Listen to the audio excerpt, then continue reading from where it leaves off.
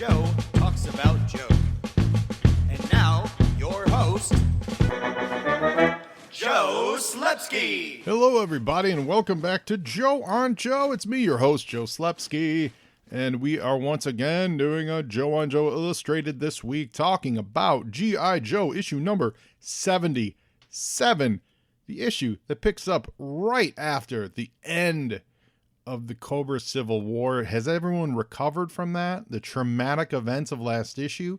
If you haven't, and if you haven't listened to last episode yet, rewind it, go back and listen to it, because you get to learn how Serpentor died, and the Cobra Civil War was ended. The Joes caught in the political middle. We're going to see the ramifications of that this week. We're also, apparently, according to the cover, we're going to get a cat fight. I'm not sure how I feel about that, but we're going to get into that when we dig into the issue. And before we do any of that stuff, one thing I am really excited about this week is this is the first week in all 76 previous episodes of Illustrated and annuals and yearbooks and specials and stuff.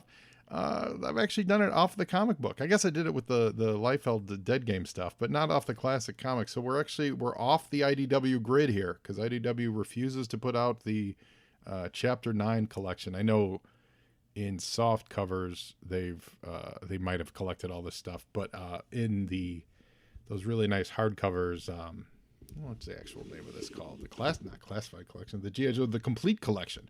They have yet to put out Chapter 9. So, we're off the IDW grid, which means we're going to the source, guys, which means we're putting our hands on the actual comic books that I was holding in October of 1988. October of 1988, a year where a bunch of other stuff was happening.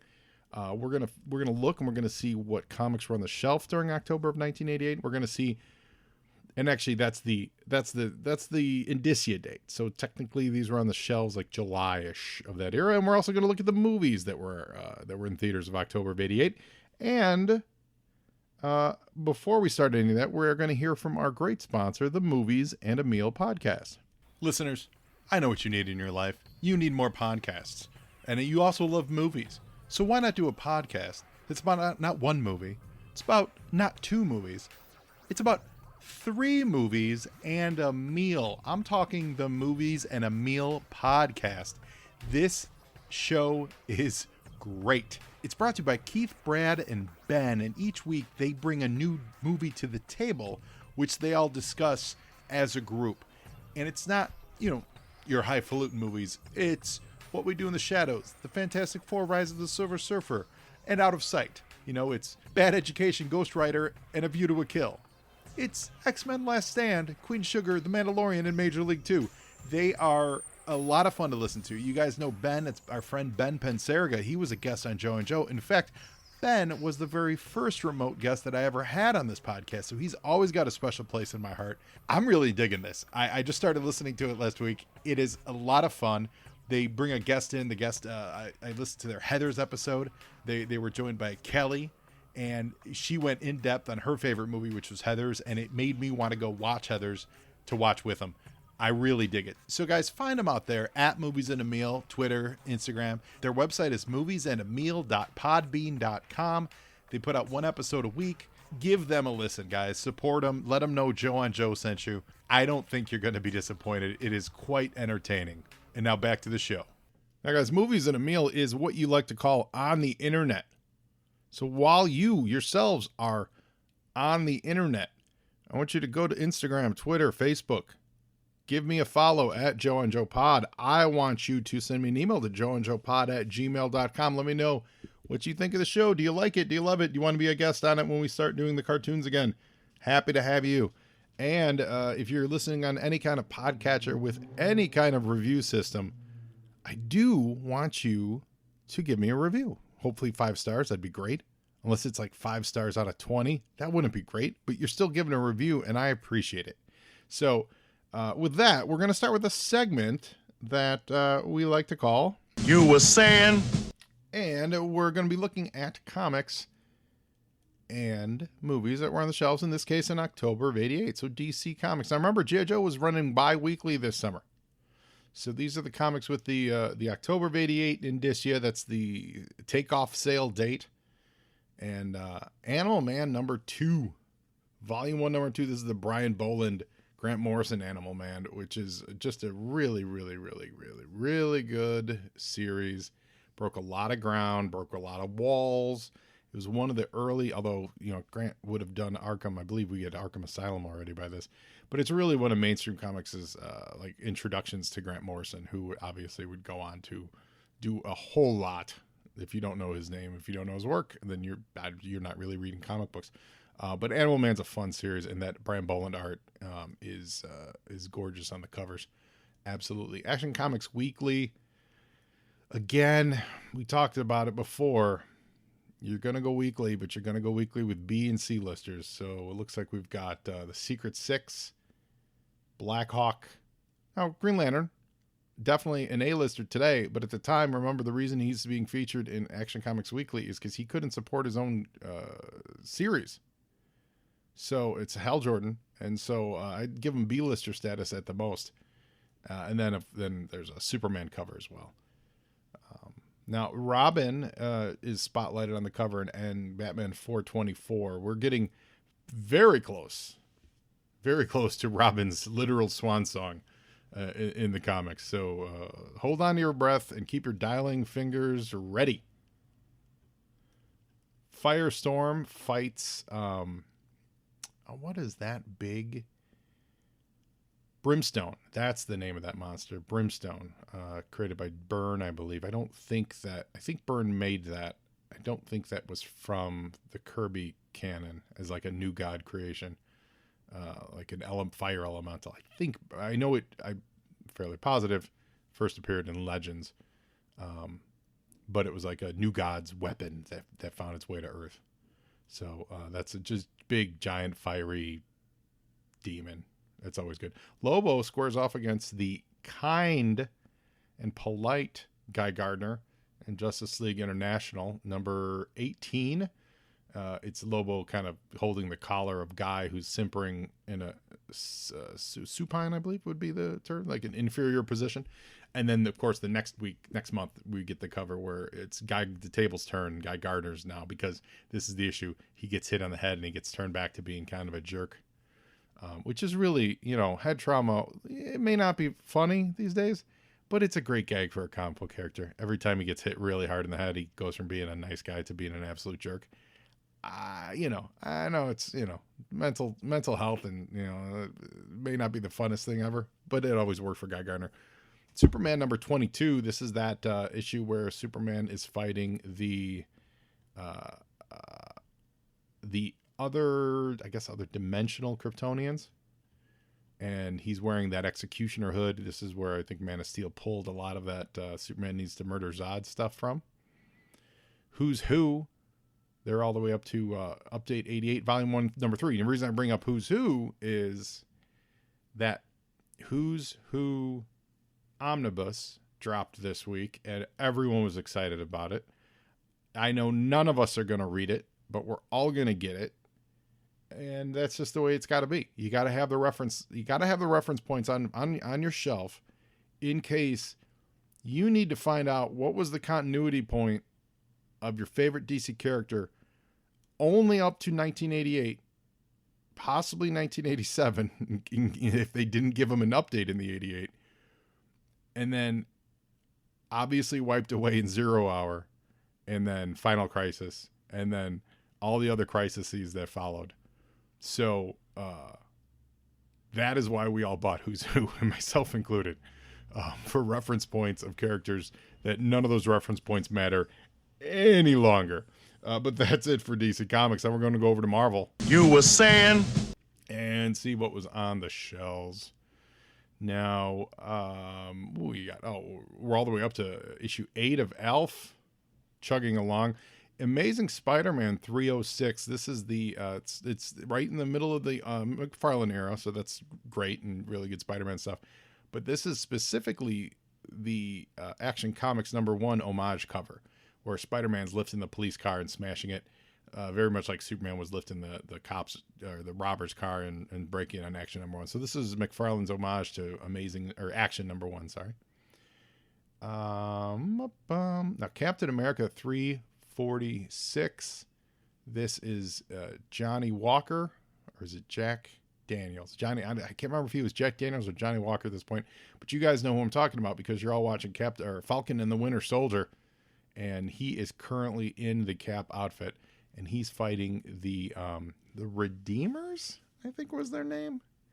And if memory serves, this he murders these live on camera. Very much spoiler alert, like what happened a couple of weeks ago in that Cap Falcon Winter Soldier story.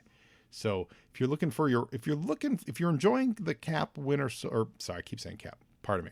If you're enjoying Falcon and the Winter Soldier, you absolutely should pick up every trade you can of Captain America from the Mark Grunwald era, from like right around this time. So like we're at 346 now. Go back to like 320 and read all the way up through probably read like 30 issues of it. And you're going to see a lot of the same themes. I hope the Grunwald family is being compensated, but I doubt they are. Excalibur #1, one of my favorite books of all time. Beautiful Ellen Davis art.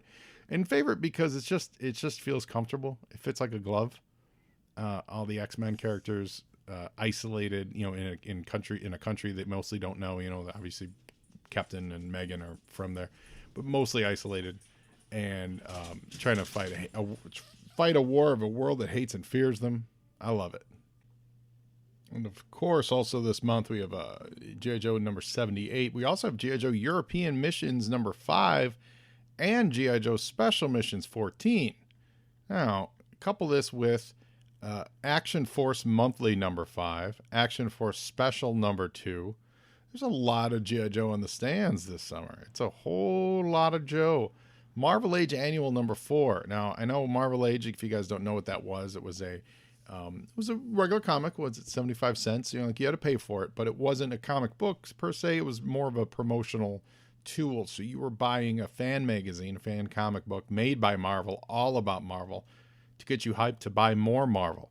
So some of you may be into it, some of you may not, but I promise you everyone is into this one because the cover is by Art Adams, and I had a poster of this, and it is I think my poster was similar to this. No, it wasn't. Yeah, it wasn't this exactly. It was similar to this though, but it is that classic Art Adams Wolverine on the cover, and all the X-Men in the background, plus Excalibur and the New Mutants. And everyone just kind of bounding out of the cover. He's done a few variations on this. I definitely had one poster that was similar to this, but it wasn't exactly this cover. But this cover is pretty great, pretty amazing. And finally, this month, X Factor 33, one of my favorite issues of this era. It's the cover is gorgeous. It's Walter Simonson, interior and covers and interiors, but the cover itself is the blue and furry beast bursting out of some chains. Now, why is that important? Everyone knows, the beast is blue and furry. No, he has not always been blue and furry. Certainly when they first appeared, he wasn't blue and furry. Then when he first took the serum, he was gray and furry. Then when he joined the Avengers, he became blue and furry. And when they started up X Factor, he was no longer blue. He was human looking. He was just plain old school Hank McCoy. They were really trying to get back to that original 5 X-Men look and feel of the team. So for maybe like 12 issues, the Beast had been suffering because he was kissed by Pestilence. Yeah, the apocalyptic horseman who gave people disease. I believe that was how it was. So he was afflicted by pestilence. That reacted with all the drugs in his system that he had, because he had experimented on himself to become blue and furry in the first place. And what was happening was he was becoming dumber the stronger he became. So the more he used his strength, the dumber his brain went. And he had been captured in the previous issue, and I guess it would have been 32, by a female villain, and what was her name? I can picture her, and she was she had like hypnotic powers and something like that. Hold on 1 second. We're going to figure this out. And she had, why am I blanking on this? It's been so long since I've read this. Well, anyway, somebody kidnapped him, and he finally snapped out of it, and he became not only super strong, but also super smart. So he got his brains back. So the blue and furry beast was now also the super smart beast, and all was right in the world. It's pretty great. A really cool story, and it was we're able to see Simonson draw the blue and furry beast, which is everything that I've ever wanted. So that's it for Marvel Comics. You were saying? Now, let's look in the movie theaters. And in October of '88, so just as these comics would have been being pulled off the stands, we've got a little film called Alien Nation. That's right, James Caan, Mandy Patinkin. I forgot Terrence Stamp was in that movie about the aliens who were not only came to Earth, but they were living among us, like full on, integrated into our society. And Caan and Patinkin were both cops, Patinkin being an alien and Caan being a human, and they were partnered, and they had to go into the alien community to try to find the killer. And they did a TV show based on this. It's a really good movie, actually. Very underrated. I don't think it gets the love. It's a little dated in that 80s cop way, but I've always dug Alien Nation. And you find out that they don't keep their testicles in their pants. They keep them in their armpits or kneecaps. I think it was their armpits. That's, yeah, because he kicks that big guy he's trying to get out of a fight. Brian Thompson, I believe, he kicks him right in the right where it would hurt, but it doesn't hurt him. And then they point out that he has to hit him. I think it's in his armpits. Anyway, what else? Punchline with Sally Field and Tom Hanks about stand-up comedy. The Accused with Jodie Foster. Now this is on October 14th. Jodie Foster and Kelly McGillis. That's a solid movie. Very difficult watch, but very solid movie. Horror classic Pumpkinhead on October 14th. This is actually a pretty great movie. Stan Winston directed it and screenplayed. Stan Winston, the special effects wizard, and the effects in Pumpkinhead are absolutely amazing. On the 21st, we get Halloween 4, The Return of Michael Myers. What? Now, 1 was Carpenter and it was amazing. 2 was Carpenter produced and it was like the next day. 3 was Season of the Witch about the masks that had nothing to do with Michael Myers. So 4 is literally the return of Michael Myers. This is the return of that lore to the franchise. I've seen all these. I have them, and I don't remember what happens in this other than he returns. But I know like Danielle Harris is in it. She's really young. She's like his niece or something.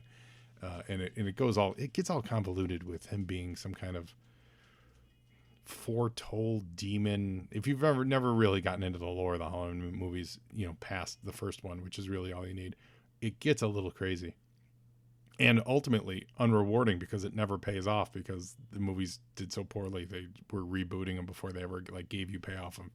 There was a dude that breaks him out of jail at the end of the last one of these, and then you never find out what it is. There's a lot going on. Let's see here. Well, Tapeheads, John Cusack, Tim Robbins. What is that about? Oh, this is the Michael Nesmith movie. Why? Yeah, I've never seen this, but I support everything by the Monkees. So I'm here for Tapeheads. I feel like I need to see Tapeheads now. It's a 1988 comedy directed by Bill Fishman and starring John Cusack and Tim Robbins. Yeah, all right. Well, I need to see put that on your homework list, kids. You got to see Tapeheads.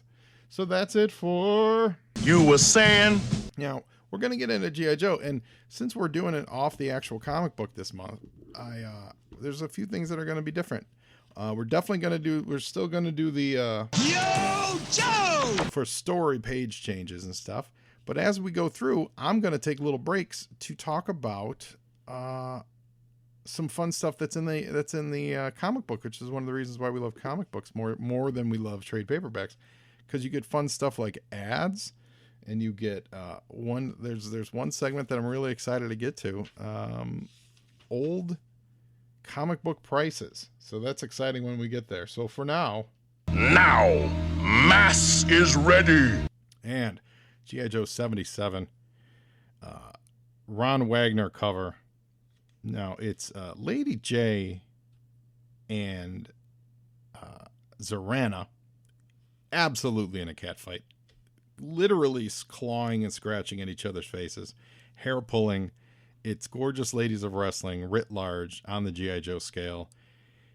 Now, while I am not against a good brawl, as we get into this issue, I don't see a real good reason for it. I'm a little disappointed in Lady J. Not surprised by Zorana's behavior, of course, but, you know, it is what it is. There's also a thing that I'm noticing with these Ron Wagner covers, which I actually like, is they're very, if you look at them all like in a pattern, in a bunch, you see a lot of very isolated moments that he's capturing in these covers, which I think works really well. It's a little Norman Rockwellian, if you think about it. And while I wouldn't think Norman Rockwell would paint two women in a cat fight clawing each other's face, these isolated covers, they work pretty well. I would say the choice of purple as a backdrop is a little hard because Zorana's got the purple, but it contrasts against the green on both their uniforms. So it's a challenge. It's a challenging background, but a fun cover, and it says a lot. And I like Lady J's cocked fist because she's about to unload on Zorana. Yo, Joe!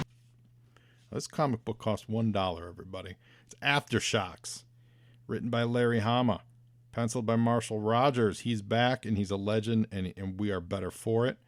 Randy Emberlin on inks, Rick Parker lettering, Bob Sharon color, Bobby Chase editor, Tom DeFalco editor-in-chief. And if you guys remember a couple episodes ago, I talked about subscription comic books and how you can tell when they were subscription comic books because there is always a slight bend in the middle. It's not usually, very often it's not any kind of color break or any kind of hard break on the comic. But if I were to sell this comic collection and the guy were to take a real close look, he would look at it and say, this was a subscription comic, wasn't it? Because there is a bend right down the middle of where it was put into my mailbox by an uncaring postal worker. So I definitely have one of those. That's exciting. I don't care. It doesn't bother me, but it's fun. It gives the what's the provenance? It gives provenance to the book, so you know that this was read by a dude, moi, who had it on order. So we've got got an interesting scene here. One we don't see very often. It's Cobra Commander. Now it's Fred Mander, so Cobra Fred Mander, standing on a beach, peaceably chit-chatting with General Hawk. And I'm very happy they gave Marshall the proper reference point. So Hawks, everyone seems to be drawn in their proper costumes, really, for the most part. Three really good looking Tomahawks are flying in to pick up people. You can see in the background the bridge layer and the Havoc, Cross Country's Havoc. They're getting back on that boat that they came in on. And so, but they are amicably hanging out with Cobra Commander, who Cobra Commander won the Civil War, but he absolutely fought on the other side of the Joes. And the Joes, of course, were sold out by Mindbender when Serpentor took the arrow to the eye. So this is just a very weird. It's like the morning, like the morning after you wake up, you're in bed, you look over, it's Cobra Commander. What do you do? Yo, Joe! Now,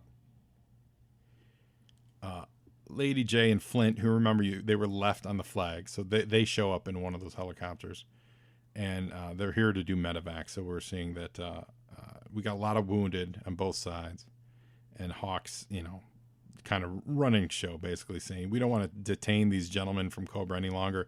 They have 5 times as many casualties of their own to attend. He's trying to get under Cobra Commander's skin, Cobra Fred Mander's skin, rather. And Fred says, I won't let you goad me into anything rash. After all, I got everything I wanted, and I got rid of the Baroness to boot.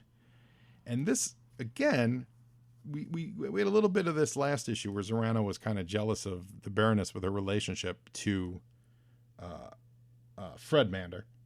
And she says it here. Frankly, I don't see what Destro sees in her, so she's knocking on the Baroness. And as she says that, Lady J happens to walk by and says, speaking of worthless, Zorana says, speaking of worthless trash, take a look at what the Joes flew in to haul away their wounded. And as she says that, Jay spins around and kind of hits her with something. It's not a thing, it's a stretcher. She's carrying a stretcher, so she kind of hits her with the stretcher, like, oh, excuse me, were you talking to me? You should watch where you put your head, And she kind of pops her with the stretcher. Yo, Joe! And Zorana loses it and starts a fight. So now, two people. Lady J, you could say she was possibly frustrated from being kept out of the fight. So I see that. But Zorana is on the winning side here. They just start going at it, and they're in the beach, so there's a lot of sand getting kicked up, and a lot of insults being thrown around. And it starts with Lifeline saying, "Hey Doc, check this out." So instead of actually stopping the fight, the only one that jumps in here is it looks like that's Lady J punches right in the face. Cobra Commander says, "Let's break this up." Hawk, to his credit, does yell at them to stop, and the Roadblock stops Hawk. So I wouldn't let them break it up just yet, at least not while Lady J is winning. And so what you get, Yo, Joe! is an entire group of dudes, of Joes and Cobras, standing around watching Zorana and Lady J beat themselves to a pulp. Now, obviously, they're exorcising the frustrations that they have, because no one's happy with this. I guess Cobra should be happy because they won, but the Joes aren't happy with this because they felt like they were winning. But at the same time, is that what we needed in G.I. Joe? I don't know. It's fun, but it seems a little leery. I don't know. And as they're huddled around watching them, that's when the recon team shows up, which was, if you remember, that was Falcon and who else is on that recon team? Oh, yeah, Ton of Rat and all those guys and Gung Ho. So they show up as it's kind of like winding down here. And Lieutenant Falcon informs them that they have a displaced person who needs repatriation to the mainland. And remember, he's talking about Captain Min. Yo, Joe! But when he turns around, Captain Min is nowhere to be seen. So he ducked back into the woods. So now the fight's actually really finally been broken up. The Dreadnoks are guffawing and laughing it up as they walk away. Show's over, show's over, buddy. Get back to business, that kind of a thing. Zorana's being drug away by her brothers, both of them. Jay is being drug away by, looks like, Airborne and Stalker. And we're going to get all the wounded on the two choppers, while the third chopper takes Hawk and Roadblock because they have to catch a quick jet back to the Pentagon. Now, why Roadblock's needed, I'm not sure, other than plot reasons, but we're going to see if he has to, if he's just there for emotional support or what, but we're going to find out. Yo, Joe! Now, before we go to that next page, this is that new segment. I'm going to figure out, we'll figure out some, something. We'll figure out some a snappy theme or something to it. But here we go. We've got a New England Comics order form. So we've got prices. If you guys don't remember, before the internet, books like New England Comics, places like New England Comics, they would advertise in the comic books, and there would be a full page ad, and it would have their ordering instructions, and it would give shipping costs and all that stuff. And you could call them and you could order with a Visa card, or I used to send them a check, and they'd send you a catalog, and you write down the books you want, and they basically would get them. If they didn't have them, they would just find them and then get them to you. So there's a whole lot of cool comic books in here that over the years have become probably kind of valuable. And at the time, let's see here. So you could have gotten, at the time they weren't that old, right? So let's see here if there's anything fun that jumps to mind. So you could have gotten yourself And X-Men, well, you know what? I mean, for the time, this is a pretty good price. X-Men 100 and 101, right? Which is, pivotal Dark Phoenix stuff. You could have got for $35. I feel like that's I feel like that's a good price obviously it's a great price for it now, but I feel like even then that was a pretty healthy price. That was a pretty yeah, okay. Yeah. That's interesting. $35 at the time. Wow. That new Wolverine series, that's a brand new one. That's just $1.50 because that's brand new. I would expect it to be.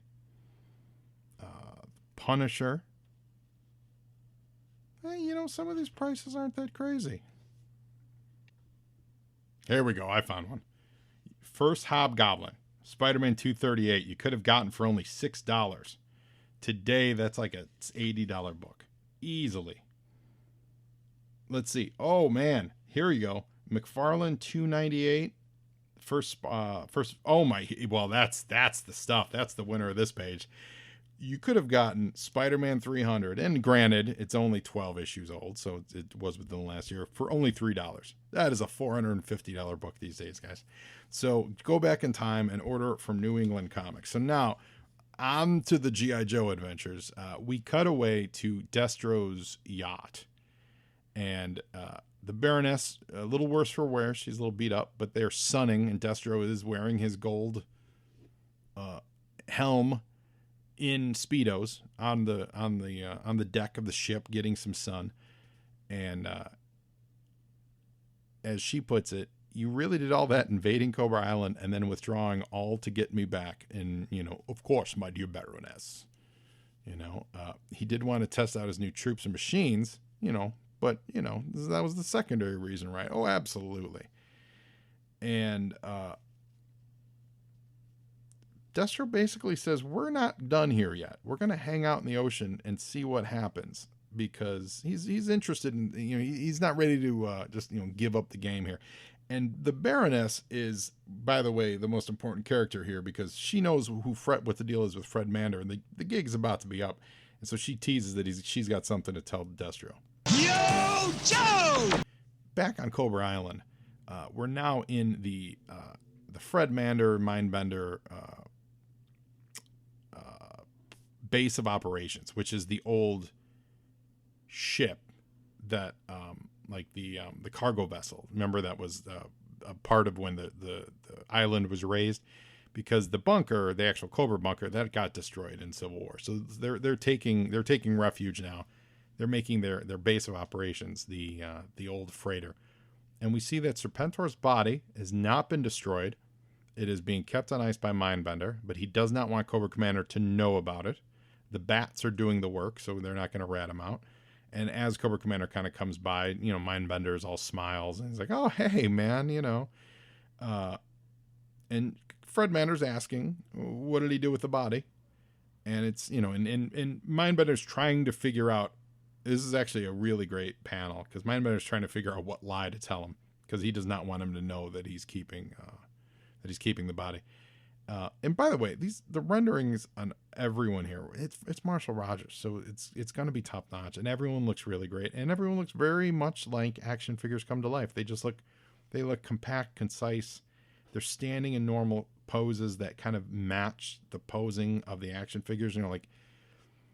If you, for reference, like if this were the G.I. Joe Extreme stuff, and they were standing that matched the figures, they would all be in these exaggerated poses. You know what I'm saying? So they all kind of tend to mirror what the actual figures look like, which seems right, because I have a feeling he was drawing these from the reference figures, either the drawings of them or actual photos or the actual figures themselves. I have a feeling he must have had the figures, because some of these characters are really detailed, and they're, he has to draw them in so many different directions. He really nails it. For essentially, Marshall's essentially a fill-in artist on this series. So it just does a great job. But we see Zartan stacking all these dead Cobra bats.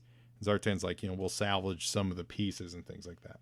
Yo, Joe! Which then, of course, gives Mindbender the idea to lie and say that, oh, yeah, Serpentor, he's an organ donor. So all his body parts they're probably all spread over. He's helping the troops. with the organ donating, and which is just a great lie. And so while that happens, the camera goes to a bird's eye view, and we see that Min, well, we find out later it's Min, but someone is skulking in the shadows in the, like up in the rafters. I don't know what you would call that on a boat. It's not really rafters. Anyway, he jumps down like a monkey, and he jumps on top of Cobra Commander. And when he does that, everyone in the room, this is great, everyone in the room flees.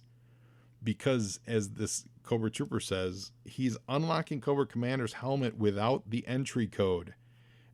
There's an anti-tamper device on it full of plastic explosives, so absolutely no one wants to die because Cobra Commander took his helmet off wrong. I love that. So everyone clears the room.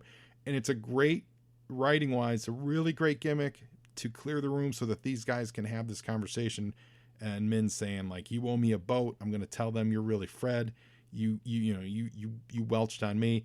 They can have that conversation without ratting out his secret to all those troopers and Zartan and Mindbender and everyone else that was in the room with him. Just this threat of being blown up, which is really, really cool. Yo, Joe! Now, later on the USS Flag, we see it's all the Joe. It's who is it? Flint and Jay and Keelhaul, and they spot that they're parked. They're parked nearby Destro. So this is Destro's waving to him like just kind of some kind of tourist. And it's a placeholder page a little bit, but we do learn by the end that we see that Burness has told Destro what's going on. And Destro's like, so what were you saying about Commander being dead and an imposter named Fred 7? He says, that's it. The man in the Cobra Commander armor is really a Crimson Guardsman from Denver, an ex-auto mechanic. And Destro's literally saying, how can I use this to my advantage? So it's a bit of a placeholder page, but a fun one. Certainly a lot of information being shared there that we now know Destro knows. We also have on this, across from this page, we have an East Coast Comics ad.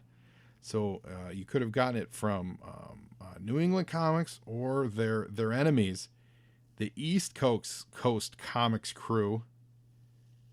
Now let's see, what do they have here? What do they have their price for Amazing Spider-Man 300? Oh man, they've got an even better price. 99 cents or 90 cents? I can't tell. It looks like 90 cents or 99 cents. Either way, that's a better price. However, you know what they don't have? Oh, no. You can get 300 for only $1.50. Man, if you're not shopping at East Coast Comics, you're paying double. You're not paying $3 for your Amazing Spider-Man 300. You're paying $1.50 for your Amazing Spider-Man 300. That, as they used to like to say, is incredible. Wow. That's exciting. Ooh, I feel like that's going to be a good book that we can watch and see as it goes up, because I feel like it should have and would have gone up quickly. Oh, speaking of that, Secret Wars 8, what do they have that for? 6 through 11, only $1. Another book that's in the $80 to $90 range. Man, shop at East Coast Comics. Do it for Trent, New Jersey, for all your half-price comic needs. Yo, Joe! Now, at the Pentagon, we see Roadblock and Hawk land. We still don't really know why Roadblock, outside of being the guy that has to escape. But why Roadblock's with Hawk? But, Hawk doesn't like to travel alone, and I appreciate that. But they go with General Hollingsworth. And they're headed in to see the Jugglers. You guys remember the Jugglers? It's that group of U.S. generals, and like I imagine they're mostly generals or what have you, admirals and things like that. And they're called the Jugglers because they make everything balance out, and they always end up looking good because they always throw people under the bus when they need to, and that's what we're going to find out. So Hawk is upset with them because remember, they sold them out. They sold them out by siding with Cobra Commander and kind of recognizing them. And that's what they're there to like state their case. And Hollingsworth is upset and Hawk's upset and Roadblock's just quietly standing in the back. Meanwhile, this dude in the middle is very, very, very, he says, oh, you do you? Yo, Joe! He says, let me set you both straight. It's all about smelling bad. Nothing smells sweeter than victory. Losing has a stink about it, and that stink has a way of sticking to things. There are certain very powerful and influential people who would be severely hurt if the stink from Cobra Island debacle were to stick to them. And this is General Malthus. Malthus? How do you pronounce that? Malthus. Malthus. And so he's basically here to say, guess what, Hawk? Not only are you going down for this, we're saying you went rogue and you're under arrest. Quote, this is obviously the both of you have been under an inordinate amount of stress. You are relieved from active duty and are under arrest pending investigation leading to formal charges. You're to be remanded to a psychiatric unit for testing and evaluation. And he hits a button and in come the cops. Shirley's as upset as I am about this. Yo, Joe! Now, if you were hoping for like a, how dare you try to arrest me, I'm going to punch you and break out moment, you don't get it. They're soldiers and they're going along quietly. His Roadblock says, do you see me resisting? Just slap on the bracelets and get on with this nasty little charade. Because they both believe, Hawk and Roadblock, they believe that what they've done is right because it was. And Hawk says, just do your job, soldier, to the MP.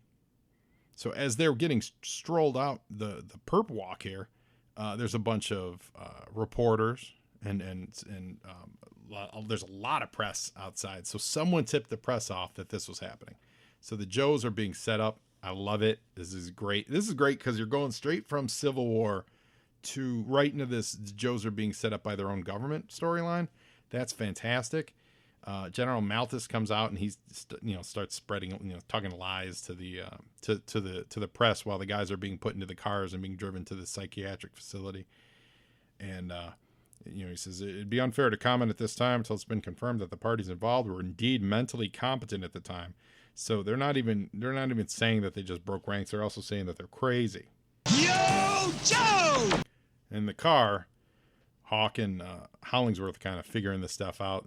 Malthus is protecting someone with heavy juice. These people think their power makes them infallible, and they're trying to figure it out. And then this is a wonderful moment of acting. So, top panels, they're inside this car, right? Roadblock, who, like I said, there's really no reason for Roadblock to be there other than to be the guy that breaks out.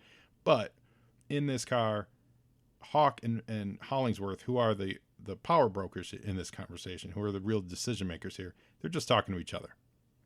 I'm not going to let my troops do this. I wouldn't want you to. We're going to get to the bottom of this. They're just talking to each other.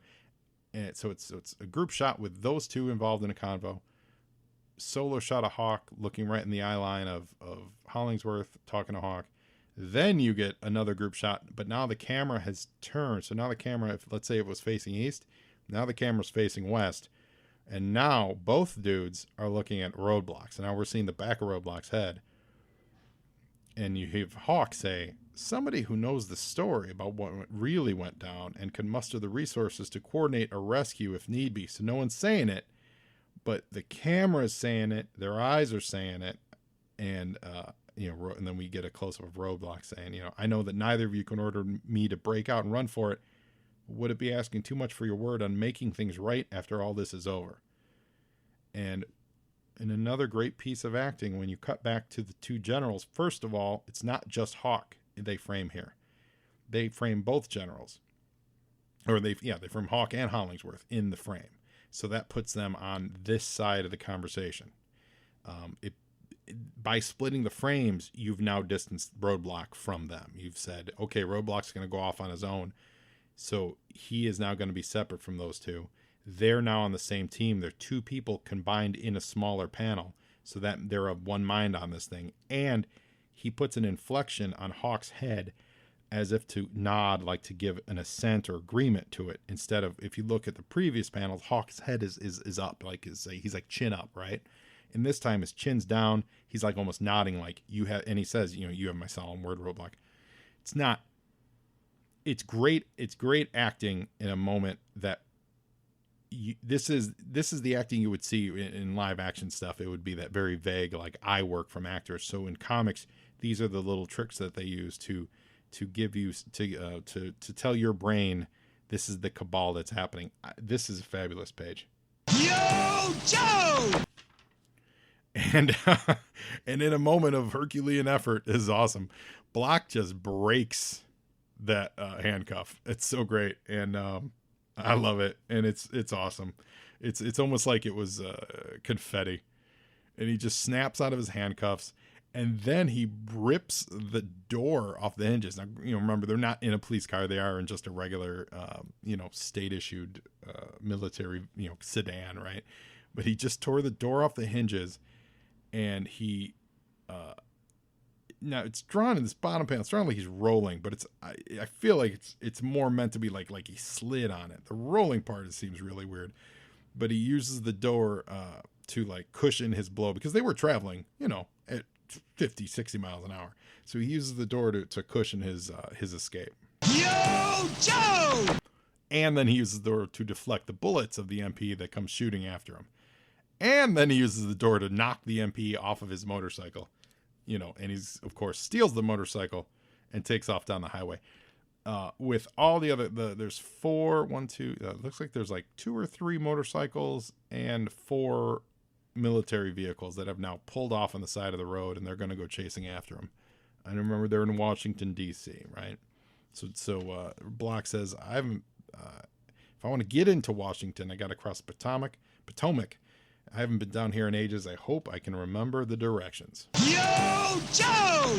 And it's a chase. So they're shooting him. I'm shooting at him, rather. And he's driving the wrong way down the highway. And, he's trying to slow them down, which always works. It's got to be, would be an amazing chase scene in a movie. In a comic, it gets all the panels it deserves. You don't need to spend a ton of time. What was that one issue where they had, was it Buzzer? Was it Buzzer on the highway? It was like Buzzer on the highway trying to evade stuff, and it was just a lot of what could we put in the way of them, and I feel like this learned that a little bit and just kind of gets to the point of Roadblock gets away. But Hawk and Hollingsworth, they're not going anywhere. They're like, hey, that's him, that's not us. You take us to prison. And before we change channels here, we've got another page of ads. These are from the Koch, Dolgoff and Koch. It's out of Brooklyn, New York. Has anyone ever ordered from them? They've got a spectacular catalog of superhero, fantasy, and monster classics. So these guys have some Silver Age goods. So this is the stuff on the previous 2 ads. We were talking more recent stuff. But they've got like Fantastic Four 35 through 40, only $15. You could get your... What? Oh, we got a winner. 49 and 50 of the Fantastic Four, your Silver Surfer and Galactus debut for only $15. You could get your first Black Panther, wasn't it like 45 or something like that? You can get that for $10. So you get some early Fantastic Four for some cheap prices here, everybody. That's Hulk 104, which wasn't 104 the first Hulk issue, because that's like the first issue of Hulk, because it came out of Tales to Astonish. It wasn't 104 the first one, so you can get that for $5. I'm ordering from Koch, Dolgoff, and Koch.